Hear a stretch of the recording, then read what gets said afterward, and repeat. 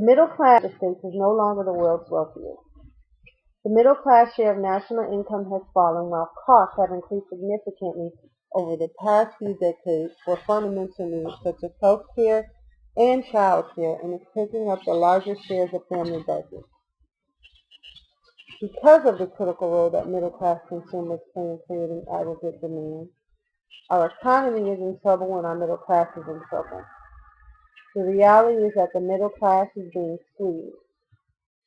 And this squeeze is so massive that it's not only affecting one family, it's affecting millions of families in the United States. According to an article by the American Progress Organization, productivity growth from 1991 to 2012 averaged 2.2% per year, yet compensation growth only averaged 1% per year. And the vast majority of this wage growth took place toward the end of the 1990s, as real wages and benefits jumped about 16% between 1995 and 2001. Not only have real incomes been stagnant over the past decade, but the increase in the cost of various items that define the middle class has been significant. And if things don't improve for our middle class soon, it's truly going to cause problems for our economy as a whole. Politicians are not doing enough to help solve the issues the middle class is having, and our country needs to address the issue now and start putting policies into place effective immediately, or our country is going to continue to suffer. First, I'll discuss how our middle class is suffering. The middle class is suffering in more ways than one. In a 2014 Pew Research Center survey, 57% of Americans responded that they think their incomes are falling behind the growing cost of living, up from 47% in 2006. In fact, the percentage of Americans who identify themselves as middle class has fallen to 44%, down from 53% in 2008. Real compensation growth has slowed tremendously since the start of the 21st century. And on top of that, health insurance premiums over this period have eaten into even modest compensation gains. Therefore, many Americans have seen stagnant or declining take-home pay even as productivity continues to rise. According to the Census Bureau, the median family saw its income fall by 8% between 2000 and 2012. Even when we look at just married couples with 2 children, a type of family that tends to have higher incomes, median income was virtually frozen between 2000 and 2012.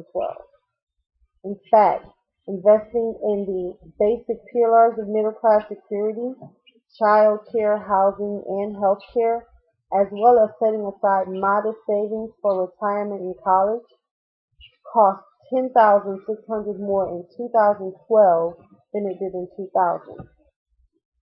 Increases in higher education costs are also a huge part of the middle class squeeze. The long-term health of the U.S. economy is at risk if financially squeezed families cannot afford, and smart public policies do not support, developing the next generation of America's workforce. It's this workforce that's going to lead the United States into an increasingly open and competitive global economy. There's also the impact on supply and demand. The ability for the wealthy to purchase lavish things such as private jets and decked-out yachts creates demand for such luxuries, which creates jobs for building such luxuries. But the declining purchase power of middle-class Americans means that there is less demand for goods and services broadly in the community. Next, I will discuss the role our politicians play in the struggles America's middle class are having. Though some politicians appear to be advocates of increasing rights and increasing finances for our country's middle class, most of them are the cause of some of these struggles. Politicians have put certain policies in place that make it difficult for the middle class to prosper. Political parties are not offering great enough incentives to the middle class to help alleviate the strain, such as tax advantages. Then there's all the government regulations.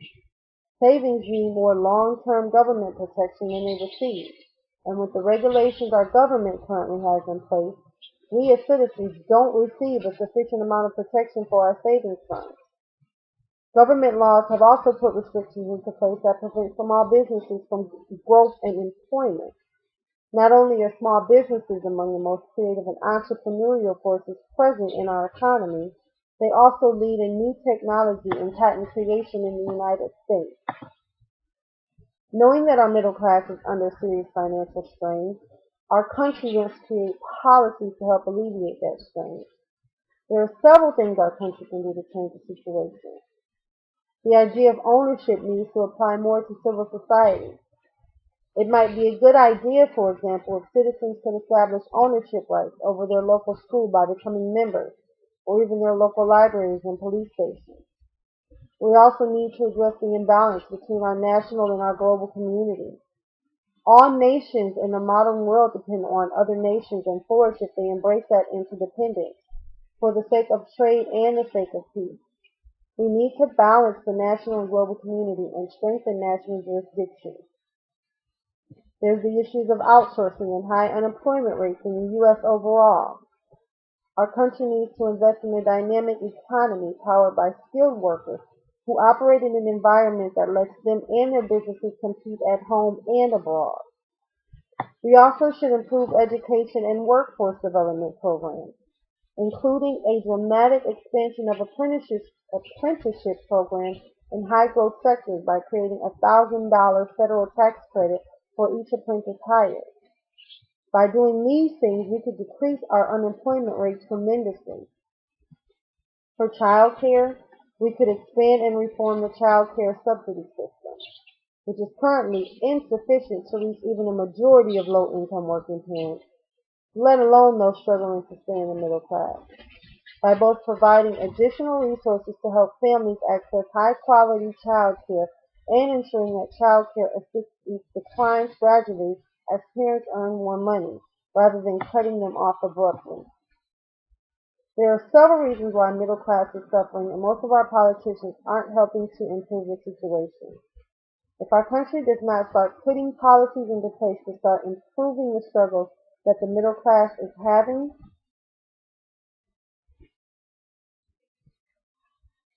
our economy is going to continue to feel the strain as well. We need a strong and prosperous middle class in order to have a strong and thriving economy. The longer the middle class continues to suffer, the longer these issues will continue to affect the middle class families across the country and our economy as well.